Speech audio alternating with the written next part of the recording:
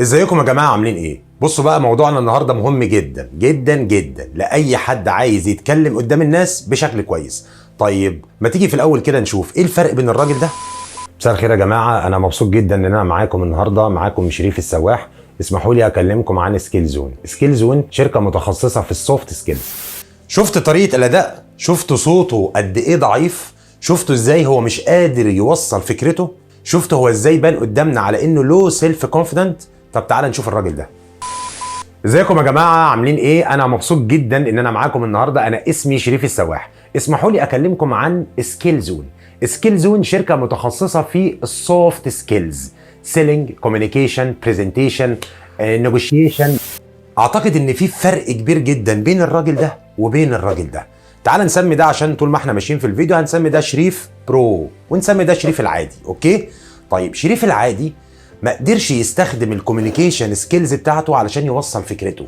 شريف البرو استخدم مجموعه كده من الادوات اللي حسنت بشكل كبير من طريقه كلامه قدام الناس. لو احنا عايزين بقى نحول شريف العادي ده لشريف برو، نعمل ايه ونبدا منين؟ لو انت بقى مهتم شوف الانترو ده 5 ثواني وتعالى لي تاني.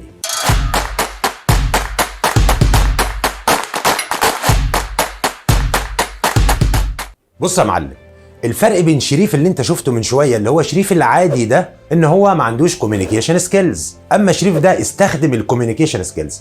طب ايه هي بقى الكوميونيكيشن سكيلز وازاي نستخدمها؟ الكوميونيكيشن عباره عن 3 حاجات رئيسيه. عباره عن فيرب، يعني كلمات انت هتستخدمها ودي بتمثل 7% من الكوميونيكيشن.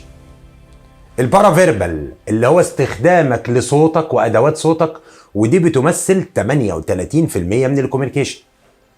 امال باقي الكوميونيكيشن فين؟ ال 55% دول عباره عن البادي لانجوج بتاعتك، استخدامك للفيشل اكسبريشن، استخدامك لايدك، لجسمك، البادي بوستشر، استخدامك لكل الادوات النون فيربال عشان تقدر توصل فكرتك. احنا النهارده في الفيديو ده هكلمكم عن حاجه واحده بس، هي البارا فيربال اللي هو الصوت. ازاي تخلي صوتك افضل قدام الناس اللي انت بتكلمهم علشان تقدر ان انت توصل لهم بشكل احسن. ركز معايا، الكوميونيكيشن متقسمه ل3. الكلام اللي انت بتقوله وده بيمثل 7% من اهميه الكوميونيكيشن. بارا فيربال اللي هي عناصر الصوت بتاعتك اللي هتستخدمها ودي بتمثل على الاقل 38% من الكوميونيكيشن. الاثنين على بعض 45%. طب ال 55% دي عباره عن لغه الجسد بتاعتك وانت بتوصل فكرتك، استخدامك لايدك، لجسمك، لبقيه العناصر كلها علشان تقدر توصل فكرتك للناس. طيب تعالى بقى نتكلم النهارده عن حاجه واحده اللي هي البارافيربال. احنا هنتكلم عن ال 38% دول. لو انا عايز احسن نفسي واحسن الكوميونيكيشن بتاعتي قدام الناس، ايه هي عناصر الصوت اللي اشتغل عليها؟ لو ركزت وسمعت شريف العادي ما كانش بيستخدم اي حاجه من عناصر الصوت، راجل بيقول كلامه بس وبالتالي وصل لك بنسبه 7%. سواء هو كان شغال في السيلز، سواء بيعمل برزنتيشن قدام ناس، سواء فاتح كاميرا وبيتكلم، طول ما هو ما بيستخدمش الكوميونيكيشن سكيلز بيبقى ضعيف جدا جدا وبورد ان انت اصلا تكمله او ان انت تسمع له او حتى انه يجيت الانترست منك او يشد انتباهك.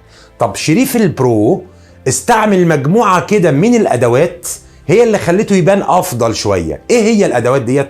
تعالى ناخدهم مع بعض النهارده واحده واحده، ولو انت فهمت الادوات دي هتلاقيها عامله زي الاوكلايزر كده، عمال تلعب فيها علشان تقدر تحسن من طريقه ادائك وكلامك قدام الناس. الاداه الاولى رقم 1 ومهمه جدا جدا هي الفوليوم اللي هو حجم الصوت او درجه الصوت. بص معايا كده تاني، شريف العادي. مساء الخير يا جماعه، انا مبسوط جدا ان انا معاكم النهارده. بص كده شريف البرو. ازيكم يا جماعه؟ عاملين ايه؟ انا مبسوط جدا ان انا معاكم النهارده. انا اسمي شريف. في عناصر الصوت نفسه الفوليوم ده علشان تيجي تتكلم بيه قدام الناس ممكن تلاقي نفسك تعال نجرب مع شريف العادي. قول كده يا عم شريف تاني. مساء الخير يا جماعه، انا مبسوط جدا ان انا معاكم. طبقه الصوت دي، الطبقه الضعيفه دي، اولا هتعكس لو سيلف كونفيدنس، يعني الراجل مش واثق في نفسه. الثانيه هتخلي حروفه مش واضحه بالنسبه للي بيسمعه، فلازم يعلى شويه بدرجه الصوت. اعلى كده معايا يا عم شريف وقول تاني. مساء الخير يا جماعه. اعلى كمان سنه. مساء الخير يا جماعه. اعلى كمان. مساء الخير يا جماعه. حلو، نقف لغايه هنا. دي طبقه صوت كويسه جدا. الراجل بدل ما كان بيقول صباح الخير يا جماعه عاملين ايه، النهارده بيقول صباح الخير يا جماعه عاملين ايه. طبقه الصوت العاليه بتدي دايما سيلف كونفيدنس، بتدي انثوسيازم وبتدي حماس وبتدي كمان الباور بتاعتك وانت بتتكلم، وبتخلي حروفك واضحه قدام الناس. وخلي بالك من حاجه، وانت بتعلي درجه الصوت بتاعتك اوعى تعلى منك قوي. ليه؟ لان ساعتها تبان ان انت متعصب او بتشتم الناس. يعني ما ينفعش اقول ايه صباح الخير يا جماعه عاملين ايه، لا لا لا، في طبقه كده اسمها البوزيتيف ساوند، ده اللي عايزين نوصل لها. فانت اول حاجه تجربها على نفسك كده، تبدا تتكلم اكتر. تخيل ان انت بتكلم ست عجوزه قاعده بعيد قوي عندك، وبتكلمها وبتقول لها يا صباح الخير عامله ايه. لو حد قدامك هتقول له صباح الخير عامل ايه. مش عايزين الطبقه دي، احنا عايزين دايما نتكلم الاودينس على ان هم بعيد عننا، فنقول صباح الخير ازاي حضرتك عامل ايه. فده اول عنصر من عناصر الصوت هو الفوليوم. تابع معايا بقى بقيه العناصر كده. العنصر الثاني ده عباره عن البوز، وهو التوقف. يعني ايه التوقف؟ يعني لما تقف قبل كلمه مهمه بتديها باور. يعني مثلا اقول لك، انت ممكن تقول ايه اكتر حاجه مميزه عندنا هي الكواليتي، صح؟ ممكن تقول اكتر حاجه مميزه عندنا هي الكواليتي. وممكن تقول احنا اكتر حاجه مميزه عندنا الكواليتي. يبقى لما تقف وتدي سنه بوز قبل اي كلمه بيديها معنى، بيديها قوه. زي ما انا مثلا لسه قايل لك، اهم حاجه في الدنيا انك تدرس سيلينج سكيلز، اهم حاجه في الدنيا انك تدرس سيلينج سكيلز. يبقى الوقفه او الثانيه قبل اي كلمه بيديها باور وبيديها قوه. ولو ركزت تاني ورجعت للفيديو سمعت شريف العادي، هتلاقيه ما استخدمش اي بوز في الفيديو، وبالتالي بان ان هو ممل ومش عامل اي اهميه للكلام بتاعه. على عكس شريف البرو، الراجل كان بيقف زي ما وقف قبل كلمه سكيل زون، زي ما وقف قبل كلمه سوفت سكيلز، وبالتالي اداها معنى. طب العنصر الثالث اللي هنشتغل عليه علشان نحسن الكوميونيكيشن عنصر اسمه الاسترس او الهايلايت. ازاي تضغط على كلمه معينه علشان تدي اهميتها، ازاي تعمل ستريس على بعض الكلمات فيبان برضو اهميتها. طيب تعال نسمع كده، شوف ده هيقول ايه. والحقيقه ان اكتر حاجه بنركز عليها في سكيل زون هي ان ما يبقاش في جاب بين الواقع وبين. طب شوف بقى الراجل ده لو قال نفس الجمله هيقولها ازاي. والحقيقه ان اكتر حاجه بنركز عليها في سكيل زون ان ما يبقاش في جاب. خدت بالك من الاسترس اللي عمله على كلمه جاب، وبالتالي اداها اهميه واداها قوه. هنا يبان الكلام نورمال، الكلام عادي، الكلام ما فيهوش باين مونوتونيك، باين ضعيف. لكن هنا الراجل ده عرف يضغط بس سنه على كلمه جاب، وبالتالي عرف يديها اهميه كبيره. يبقى انت كده قلنا الفوليوم رقم 1، البوز او التوقف بعد الكلمات المهمه رقم 2، الثالثه هي انك تسترس على بعض الكلمات. تعال اديك مثال كده جانبي في الاسترس كمان. تفرق معاك لو انا قلت لك مثلا يعني انا ما قلتش انك كذاب، انا هقول انا ما قلتش انك كذاب. تعال كده معايا لما اعمل ستريس على كلمه، شوف هتدي معنى عامل ازاي. لما اقول لك انا ما قلتش ان انت كذاب، لما اقول لك انا ما قلتش ان انت كذاب، ولما اقول لك انا ما قلتش ان انت كذاب، ولما اقول لك ما قلتش ان انت كذاب. هنا الجمل رغم ان احنا بنقول نفس الكلام، لكن واضح ان هو غير سنه في المعنى. لما اقول لك انا ما قلتش ان انت كذاب، معناه ان انا بنفي عن نفسي ان انا قلت، ممكن يكون حد تاني قال. لكن لما اقول لك انا ما قلتش ان انت كذاب، يبقى انا هنا عايز اقول بنفي القول. انا ما قلتش ان انت كذاب، يبقى جايز اكون صرحت، جايز اكون شاورت، جايز اكون عملت حاجه قالت ان انت كذاب، لكن لفظا انا ما قلتش. طب لما اقول لك انا ما قلتش ان انت كذاب، ده معناه ايه؟ ان ممكن اكون قلت بس على حد تاني مش عليك. طب لما اجي اقول لك انا ما قلتش ان انت كذاب، يبقى انا ما قلتش ان انت كذاب، يعني انا قلت حاجه غير ان انت كذاب، وبالتالي بنفي هنا كلمه الكذب. الاسترس واللعب يا جماعه في الكلام بيدي عامل زي الاوكلايزر كده، وانت بتستمتع بيه وانت بتلعب وانت بتضغط على كلمه معينه فتوصل لك معنى مختلف تماما، ويوصل لك قوه في البرزنتيشن بتاعتك وقوه قدام الكاستمر، وانت بتتكلم عن البرودكت بتاعك، وانت بتعمل ستريس على الكواليتي، وانت بتعمل ستريس على السيفتي، وانت بتعمل بوز قبل البارتنر شيب اللي احنا عايزين نعملها، وبالتالي بتدي قوه واداء جميل جدا جدا، مع الحفاظ على الفوليوم الكويس. لان من غير فوليوم كويس مفيش اي حاجه هتنفع كويس. يعني ما ينفعش ان انا اطبق البوز والفوليوم على طبقه صوت ضعيفه وميته، لان ساعتها مش هتحس بمعناها. يبقى احنا لازم نركز في الفوليوم، البوز، الاسترس. ايه تاني ممكن نحسن منه في الكوميونيكيشن بتاعتنا؟ في عنصر كمان مهم جدا اسمه البيتش، او اللي هو التون. يعني ايه الكلام ده؟ يعني بصمة صوتك الطبقه اللي انت بتستخدمها من الكلام في صوتك.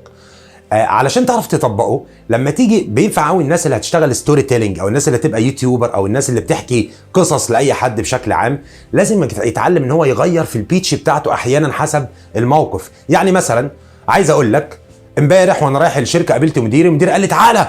رايح فين؟ انت قاعد هنا بتعمل ايه؟ وبالتالي انا بحكي القصه علشان افيجوالايز الستوري فيبان قدام الناس ان مديري كان عامل ازاي وهو بيقول لي. ممكن اقول لك وانا ماشي في الطريق امبارح قابلت راجل عجوز قال لي والنبي يا ابني ممكن تساعدني بس ان انا اعدي الطريق. ليه بتغير في صوتك وبتستخدم طبقه الراجل العجوز؟ لان ده بيخلي المتلقي بتاعك ان هو بيفيجوالايز وكانه عاش القصه معاك. تخيل بقى لو قلتها لك كده، امبارح قابلت مديري في الشركه وكان بيزعق وقال لي تعالى انت ايه اللي مقعدك هنا وبتعمل ايه؟ شفت الفرق؟ شفت لما تقول امبارح انا قابلت مديري في الشركه وقال لي تعالى انت بتعمل ايه؟ هنا التغيير الوحيد اللي حصل تغيير في البيتش بتاع الصوت. الراجل العجوز التغيير كان في البيتش بتاع الصوت، بحاول اخد طبقه صوت وانا بحكي علشان ده بيدي باور للبرزنتيشن بتاعتي او بيدي باور للستوري بتاعتي، وده كان العنصر الرابع. تعال نشوف العنصر الخامس والاخير معانا اللي هو البيس او السرعه، سرعه الكلام. طبيعي جدا وانت بتحكي موقف سريع لازم تبقى اسرع، بتحكي موقف بطيء لازم تبقى اهدى. زي مثلا امبارح كان في اسد بيجري ورايا وفضل يجري، جريت اكتر وفضل يجري اكتر ورايا، جريت جريت جريت جريت وكنت هخبط خلاص، وفجاه لقيت واحد شدني من قدام الاسد قال لي تعالى اهدى اقعد. الفرق هنا في الاتنين ان انا لما استخدمت ان انا احكي عن الاسد بيجري ورايا كنت بستخدم سرعه في الكلام علشان ابين سرعه الحدث كانت عامله ازاي. بس لما الراجل خدني هداني قال لي تعالى اقعد اتفضل ما تخافش انت في حلم انت بتحلم، وبالتالي سرعه الكلام هنا ادت برضو عمليه فيجوالايز للستوري اللي انت بتحكيها. برضو زي ما اقول لك امبارح رحت جريت في الشركه كنت مستعجل وبجري وعمال اخلص في ورق يمين وشمال وهوب، وبعدين لقيت الراجل السامح بتاع الاتش ار خدني مكتبه قال لي تعالى اقعد تشرب ايه.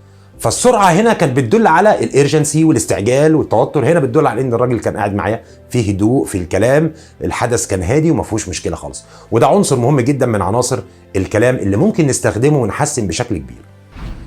الحقيقه ان الخمس عناصر دول بيمثلوا نص الكوميونيكيشن تقريبا يا جماعه. 38% من قوتك وانت بتعمل كوميونيكيشن مع الناس في الخمس عناصر دول. طب هل تقدر تتدرب عليهم ولا هل الموضوع تالنت؟ لا، الموضوع اكوايرد بشكل كبير. لازم ان انت تتعلم تفتح الكاميرا بتاعتك وتجرب تحكي قصص قدام الكاميرا وتراقب نفسك وتشوف اتحسنت في ايه، لان الموضوع هيفرق معاك 180 درجه. انت بتركز في انك ترفع الليفل بتاعك في الكوميونيكيشن من واحد بيوصل 7% من فكرته لواحد بيوصل اولموست 50% او 45% من فكرته، وده هيتطلب منك شويه مجهود. المجهود ده هتعمله ازاي؟ هتقعد هتكتب سكريبت لكام جمله كده وبعدين تبدا تقولهم بشكل عادي، بعدين تقول انا هركز على الفوليوم، تعلي الفوليوم بتاعك، تفضل تعلي في الفوليوم زي ما بنلعب في الاوكلايزر عشان نطلع تون حلوه وجميله. بعدين هتلاقي فيه كلام مهم في الستوري بتاعتك فتقول انا هديله سنه ستريس واجرب تاني. هتلعب اللعبه ديت على مدار اسبوع كل يوم. انا عايزك بس تطلع اول فيديو وتطلع الفيديو رقم 7 وتحطهم جنب بعض، هتلاقي بني ادم مختلف تماما، قدر يوصل فكرته بشكل احسن، قدر يبان ان هو حماسي، قدر يبان ان هو الفوليوم بتاعه والسيلف كونفيدنس بتاعته عاليه جدا جدا، قدر يوصل فكرته بشكل كبير. ده كان موضوع بسيط النهارده عن البارا فيربال وازاي نستخدم صوتنا كاداه مهمه في توصيل الفكره بتاعتنا او المسج بتاعتنا للناس، سواء كنت شغال في السيلز، سواء كنت شغال بتعمل برزنتيشن، سواء بتدي تريننج، سواء بتحكي ستوري، هينفع معاك بشكل كبير. حتى لو انت يوتيوبر او بتعمل فيديوهات للناس على اليوتيوب، لازم ان انت تركز في النقط دي علشان يطلع جوده الكواليتي نفسها بتاعتك اقوى بكتير من قبل كده والبرفورمانس بتاعك يعلى بشكل كبير. فاضل بقى ايه؟ فاضل ان انت اول حاجه لو استفدت من الفيديو هتدعي لنا. ليه؟ لان احنا هنروح والفيديو هيفضل موجود بعد كده عادي خالص، ومش عارف اصلا وانت بتسمع الفيديو احنا موجودين ولا لا. الحاجه التانيه انك لو استفدت هتعمل شير، هتعمل لايك، هتكتب كومنت باللي انت عايز تقوله، واحنا هنتابع معاك. وان شاء الله على وعد معاكم بفيديو تاني او سلسله كبيره من الفيديوهات للتعليم اللي هو براكتيكال قوي من النوع اللي زي دوت، علشان ان احنا كل اللي حابب يطور نفسه ويستفيد يبقى عنده فرصه كبيره جدا ان هو يعمل ده. وكان معاكم شريف السواح سكيل زون، واتمنى ان احنا نشوفكم دايما على خير.